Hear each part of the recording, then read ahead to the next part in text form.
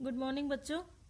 आज की मैथ्स की क्लास में हम नया टॉपिक स्टार्ट करेंगे, that is formation of differential equation. पिछली क्लास में हम लोगों ने पढ़ा था कि डिफरेंशियल इक्वेशन क्या होता है और किसी डिफरेंशियल इक्वेशन का सोल्यूशन चेक करना हम लोगों ने देखा था।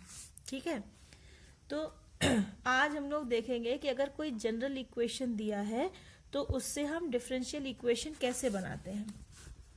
सपोज कहीं कहीं पे जनरल इक्वेशन को प्राइमेटिव भी लिखा होता है, वो भी सेम चीज ही है। Suppose a general equation F, besides X and Y let it contain c1 c2 c3 and cn N arbitrary constants. ठीक है, या किसी किसी बुक में इन्हें पैरामीटर्स भी लिखा हुआ है। तो सपोज करते हैं कि हमारे पास एक जनरल इक्वेशन है फंक्शन का जिसमें एक्स वाई के अलावा एन आर्बिट्ररी कांस्टेंट भी है। Then the formation of differential equation is actually to form a differential equation by eliminating all these arbitrary constants. ठीक है, फॉर्मेशन ऑफ डिफरेंशियल इक्वेशन का मतलब क्या होता है कि एक ऐसा डिफरेंशियल इक्वेशन बनाना जिसमें ये सभी कांस्टेंट्स जो हैं वो एलिमिनेट हो जाएं। तो ऑब्वियसली एक बार डिफरेंशिएट करने पर एक कांस्टेंट एक बार में रिमूव हो जाता, मतलब एक जब आप डिफरेंशिएट करेंगे तो कांस्टेंट रिमूव होंगे, क्योंकि differentiation of constant term always you will get zero, है ना।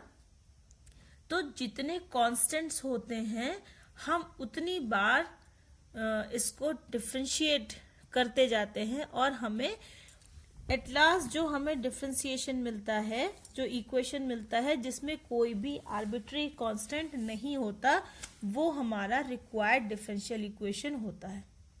ठीक है, तो चूंकि हर बार डिफरेंशिएशन करने पर एक नया इक्वेशन हमें मिलेगा।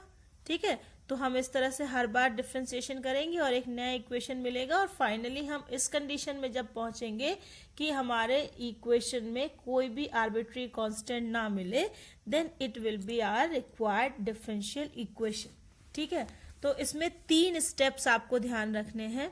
सबसे पहला, free from arbitrary constants. Free from arbitrary constants मतलब जो पैरामीटर्स हैं, इन सभी से हमें फ्री करना है अपने दिए हुए फंक्शन को, जनरल इक्वेशन को। ठीक है, दूसरा सेकंड है consistent with the given general equation. Consistent with given equation, है ना, गिवन इक्वेशन। इसका मतलब क्या हुआ, consistent with given equation. Consistency आपने पढ़ा है इसके पहले कि जो इक्वेशन हमें मिला है फाइनली, उसका सलूशन ये दिया हुआ इक्वेशन होना चाहिए। ठीक है, दैट इज whose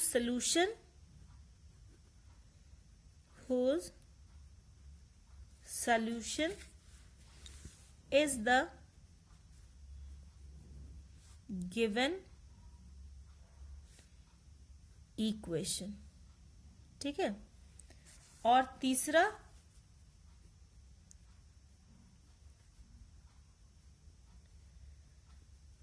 ऑर्डर, जो डिफरेंशियल इक्वेशन मिलेगा उसका order equals to the number of independent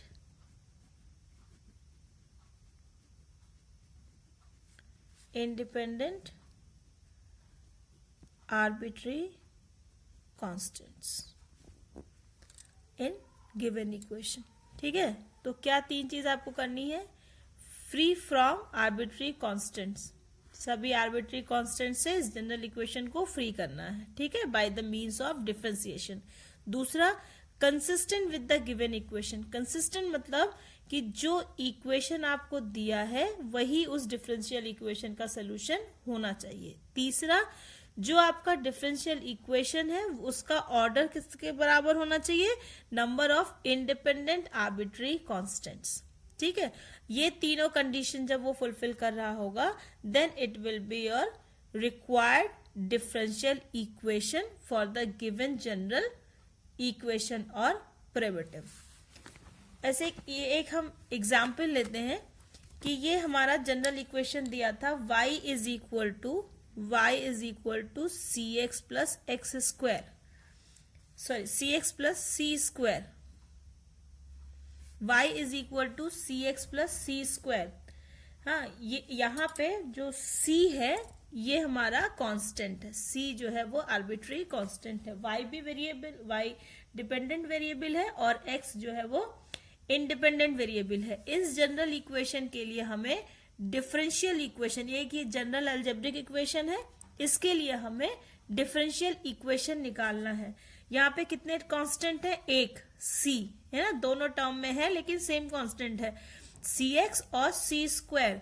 तो हमारा सबसे पहला मोटिव क्या होना चाहिए कि free from the arbitrary constant, इस आर्बिट्री कांस्टेंट से हमें इसे फ्री करना है। ठीक है, मतलब c को हम एलिमिनेट करेंगे, चाहे उसकी वैल्यू x और y के फॉर्म में निकाल के रखें या उसको डिफरेंशिएशन करने पर वो अपने आप खत्म हो जाए, जिस भी तरह से यहां से हमें c को एलिमिनेट करना है। ठीक, तो differentiating with respect to x, differentiating both side with respect to x, क्या होगा, dy by dx is equal to c plus 0, है ना, और we can say that dy by dx is equal to c। अब c को ही हमें यहां से रिप्लेस करना था, है ना, तो put the value of c in, let it is the equation 1, then put the value of c in equation 1, putting value of c in equation 1 क्या हो जाएगा, y is equal to c की value कितनी है, dy by dx into X plus c square यानी dy by dx का square. ठीक है, और we can write it as dy by dx whole square plus x dy by dx is equal to y, और y को अगर इधर ले आए तो minus y is equal to 0। It is our required differential equation. ठीक है, this equation is of order 1 and degree 2, highest order derivative 1 है और डिग्री कितनी है, हाईएस्ट ऑर्डर डेरिवेटिव का स्क्वायर है इसलिए इसकी डिग्री 2 है। अब देखो ये तीनों कंडीशंस को फुलफिल कर रहा है कि नहीं, free from arbitrary constant, free हो गया, आर्बिट्री कांस्टेंट इसमें नहीं है, consistent with the given equation, इसको डिफरेंशिएट करने पर ये मिला है, कंसिस्टेंट है ये इसके साथ, है ना, c की वैल्यू रख देंगे तो हमें यही इक्वेशन मिल जाएगा। तीसरी चीज, order equals to the number of independent arbitrary constant, यहाँ कितने इंडिपेंडेंट थे, एक आर्बिट्री कांस्टेंट था, इसका ऑर्डर भी कितना है, 1 है। So this is your required differential equation. ठीक है, let us take some more example. X square plus y square is equal to 2ax, where a is the arbitrary constant. ठीक है, तो obviously यहाँ पर भी हमारा जो differential equation है वो order 1 का होना चाहिए। दोनों तरफ डिफरेंशिएट कर दो, differentiating with respect to x, हो जाएगा 2x plus 2y dy by dx is equal to 2a, dy by dx of x is 1, so 2a is equal to आ गया 2x plus 2y dy by dx। Now put this value of 2a in the given general equation, then it will be x square plus Y square is equal to 2a की जगह पे क्या हो जाएगा 2x plus 2y dy by dx into x. So it is equal to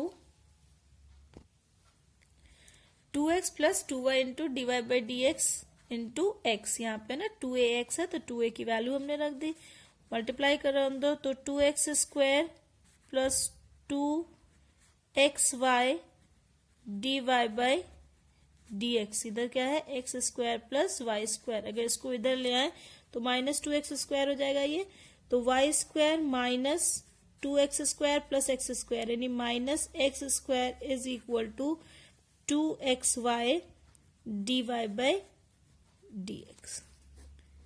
It is your required differential equation. ठीक है, 2xy dy by dx is equal to y square minus x square.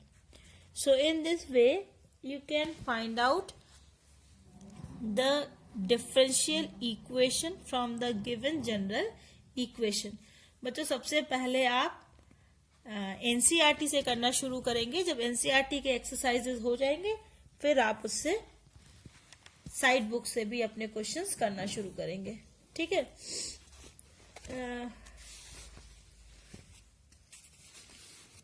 now let us take some more example, some trigonometric expression. Write the differential equation representing the curve y is equal to a cos alpha x plus b sin alpha x. Y is equal to a cos alpha x and b sin alpha x, where a and b, these two are the arbitrary constants. ठीक है, ये दोनों arbitrary constants हैं. अब यहाँ पे दो arbitrary constants हैं तो हमारा जो इक्वेशन बनेगा वो सेकेंड ऑर्डर का होना चाहिए. ठीक है, तो देखते हैं सेकेंड ऑर्डर का बनता है कि नहीं. तो सबसे पहले डिफरेंशिएट करें. Differentiating with respect to x क्या आएगा, dy by dx is equal to a cos alpha x का हो गया minus sine alpha x into alpha, है ना, plus b sine alpha x का हो गया cos alpha x into alpha. So it is equal to minus a alpha sine alpha x plus b alpha cos alpha x. ठीक है, so it is equal to, अब इसे हम फिर से एक बार डिफरेंशिएट कर दें. Again differentiating with respect to x, तो what will be it, d2y by dx square and it is equal to minus a alpha into sine alpha कितना होगा, cos अल्फा इंटू अल्फा, ये होगा प्लस b अल्फा और cos alpha का minus sine alpha x into alpha. So finally it is a into alpha square cos alpha x plus minus minus, यहाँ भी minus है, minus b alpha square into sine alpha x. तो अगर यहाँ से minus alpha square हम common ले लें तो क्या बचेगा, a cos alpha x plus b sine alpha x. अब देखो यहाँ इक्वेशन 1 को अगर देखो तो a cos alpha x plus b sine alpha x किसकी वैल्यू है, y, है ना. So d2y by dx square is equal to minus alpha square into Y. Eliminate हो गया a और b दोनों, है ना, माइनस अल्फा स्क्वायर y हो गया. इसको अगर इधर ले आए तो it implies that d2y by dx square plus alpha square y is equal to 0. It is the required differential equation. So in this way, you can find out by eliminating the arbitrary constants, you can find out the differential equation for the given general equation. Now student, now we will take some word problems. हाँ, अभी तक तो ये जो इसमें general equations दिए हुए थे और आप वहां से डिफरेंशियल इक्वेशन बना रहे थे. अभी कि जनरल इक्वेशन भी आप बनाएं और फिर उसका डिफरेंशियल इक्वेशन भी आप निकालें, मतलब वर्ड प्रॉब्लम्स करेंगे. एक बहुत सिंपल सा क्वेश्चन ले रहे हैं कि find the order of the differential equation of the family of circles of radius 3 units. Find the order of differential equation of the family of circle of the family of circles of radius 3 units of radius 3 units. ये simplest question हमने लिया है. यहाँ पे इस question में निकालना क्या है, ऑर्डर ऑफ डिफरेंशियल इक्वेशन. ठीक है, पूरा डिफरेंशियल इक्वेशन नहीं निकालना है, सिर्फ आपको बताना है ऑर्डर. इसमें जो सबसे पहले जो सीखने वाली चीज है वो ये है कि फैमिली ऑफ सर्कल्स, इसका क्या मतलब हुआ. Family of circle means a general equation which represents all the circles, equation of all the circles having radius 3 units. ठीक है, equation of family of circles मतलब क्या हुआ कि एक जनरल इक्वेशन उन सभी सर्कल्स को जो रिप्रेजेंट कर सके जिनका रेडियस 3 यूनिट्स है. ठीक है, सेंटर कहाँ पे है इससे कोई मतलब नहीं. सर्किल के लिए सर्किल की आइडेंटिटी हम कैसे करते हैं, बस दो चीजें हमें चाहिए होती है कि एक तो हमें सर्किल का रेडियस पता हो कि सर्किल का रेडियस कितना है और हमें उसके सेंटर का कोऑर्डिनेट पता हो, एच के जो होता है ना. यही दो चीजें सर्किल को आइडेंटिफाई करती है, स्पेसिफाइड करती हैं. तो वो कह रहे हैं कि एच और के चाहे कुछ भी हो लेकिन ए जो है ये हमेशा 3 यूनिट्स होना चाहिए. तो सभी सिमिलर सर्कल्स बनेंगे. तो इस तरह के जब सिमिलर कर्व्स का हम जनरल इक्वेशन लिखते हैं तो उसको हम फैमिली ऑफ कर्व या फैमिली ऑफ सर्किल या फैमिली ऑफ कोई भी दूसरा कर्व हो कहते हैं. ठीक है, कि मतलब जो कि सारे सिमिलर हो हैं हो, तो उनको ये जितने भी सर्कल्स होंगे जो 3 यूनिट्स रेडियस के होंगे वो एक दूसरे के सिमिलर ही होंगे, उनका रेडियस अलग अलग जगह पर होगा. ठीक है, तो इन सभी सर्कल्स को जिस जनरल इक्वेशन से हम रिप्रेजेंट करें उसे हम equation of family of circles कहेंगे. ठीक है, तो अब अगर 3 यूनिट्स की यूनिट्स रेडियस का अगर जनरल इक्वेशन हम निकालें तो हम क्या लिखेंगे कि x माइनस एच का square plus y minus K का square is equal to 3 square. क्योंकि क्या होता है अगर एच के सेंटर के वो हो कोऑर्डिनेट हो तो जनरल इक्वेशन होता है x माइनस एच का square plus y minus K का square is equal to a square, radius square. यही तो होता है. अब यहाँ पर ये हमारा रिक्वायर्ड इक्वेशन है. अब यहाँ पर देखो ये 3 जो है ये तो रियल नंबर कांस्टेंट है, ये हमेशा 9 ही है. आर्बिट्री कांस्टेंट मतलब जिनकी वैल्यू हम चेंज करेंगे बार बार अलग अलग सर्कल निकालने के लिए, वो क्या है, एक h है और एक k है. तो हमारे पास कितने आर्बिट्री कांस्टेंट है in this general equation. In this general equation we are having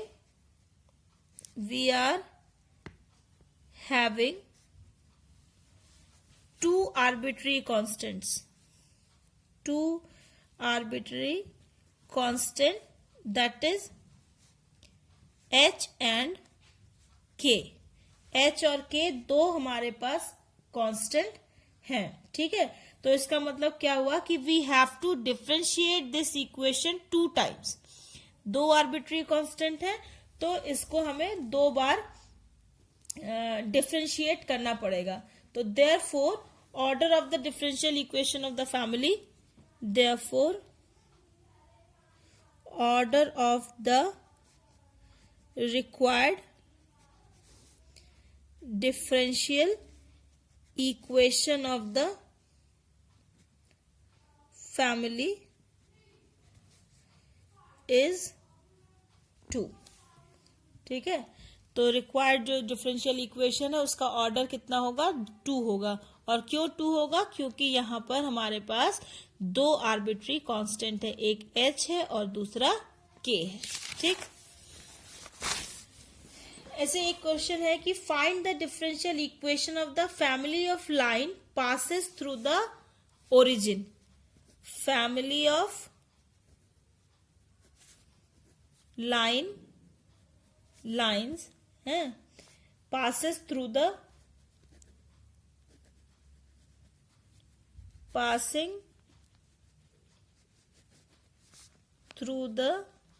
origin। First year में हम लोगों ने बहुत डिटेल में इसे डिस्कस किया था कि पासिंग थ्रू द ओरिजिन मतलब होता है y इक्वल टू mx, या y इक्वल टू x हो, y इक्वल टू 2x हो, y इक्वल टू 3x हो। ये सभी इक्वेशंस ओरिजिन से होकर जाते हैं, क्योंकि जनरल इक्वेशन लाइन का क्या होता है, y equal to mx plus c, जहां पे c क्या है, c है जो इसका y एक्सिस पर इंटरसेप्ट होता है ना, ये c है। तो अगर इस c की वैल्यू 0 हो जाए, अगर इस c को हम 0 ले लें तो इक्वेशन क्या होगा, तब ये क्या होगा, ये लाइन नीचे आ जाएगी यहाँ पर, तभी तो c 0 होगा, ये ओरिजिन से होकर जाने लगेगी। तो जो जनरल इक्वेशन होता है, general equation of such lines क्या होगा, general equation of such family of lines will be y equal to mx। m equal to 1 भी हो सकता है, 2 भी, 3 भी, कुछ भी हो m की वैल्यू ले, तो ये लाइन हमेशा ओरिजिन से होकर ही जाएगी, क्योंकि c यहाँ पर 0 है, c बिकम 0। तो y is equal to mx where m is the arbitrary constant. m की वैल्यू कुछ भी हो सकती है। ठीक है, आप जैसे जैसे चेंज करेंगे लाइन चेंज होती जाएगी। Okay, so differentiate it with respect to x, differentiating with respect to x क्या होगा, dy by dx is equal to m, क्योंकि d by dx of x is 1।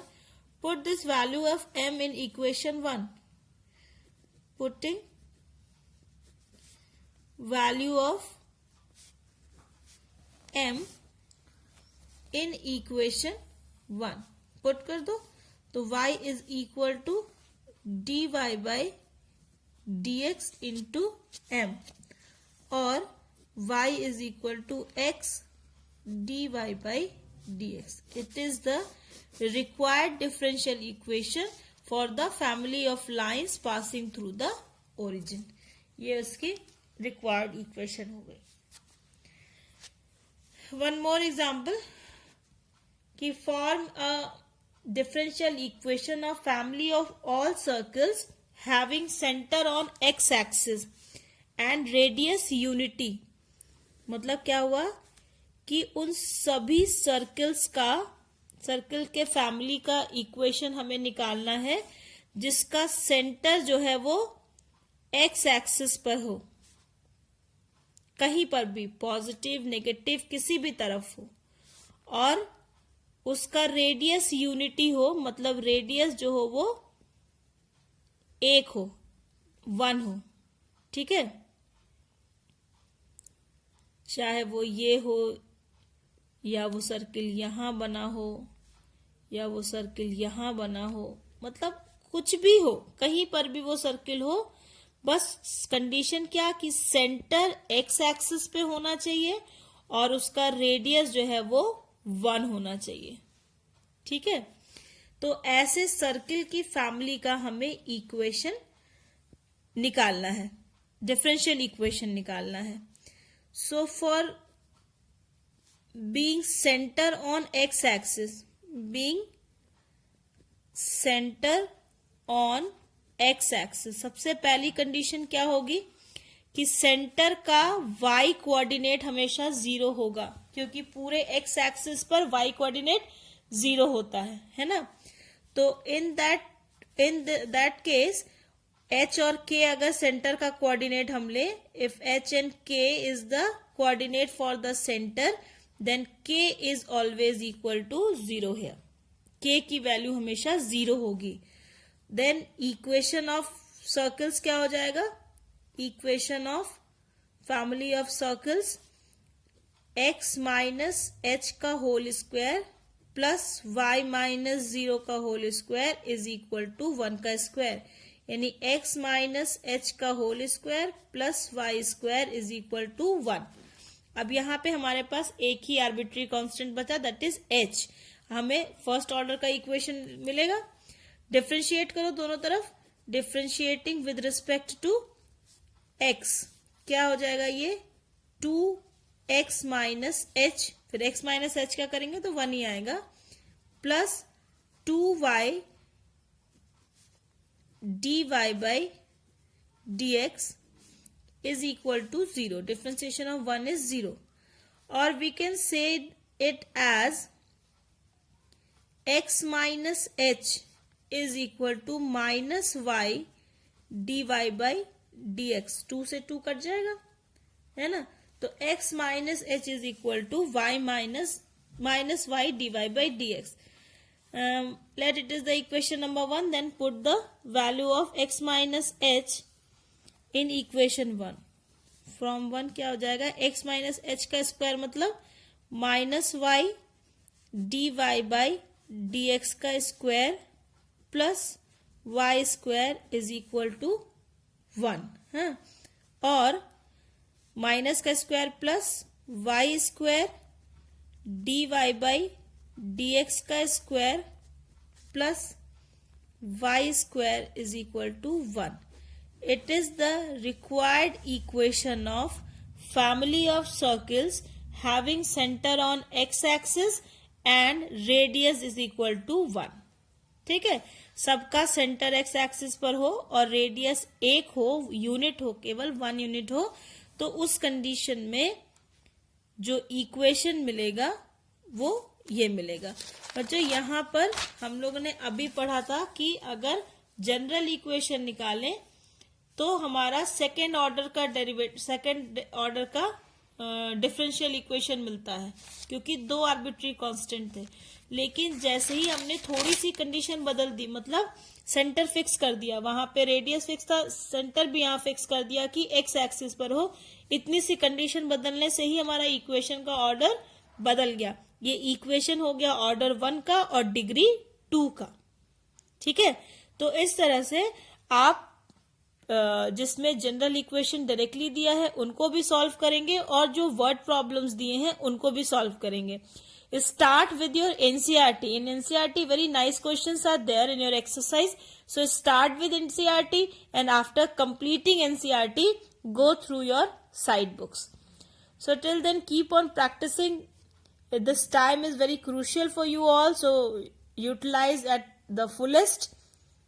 Be safe. Bye.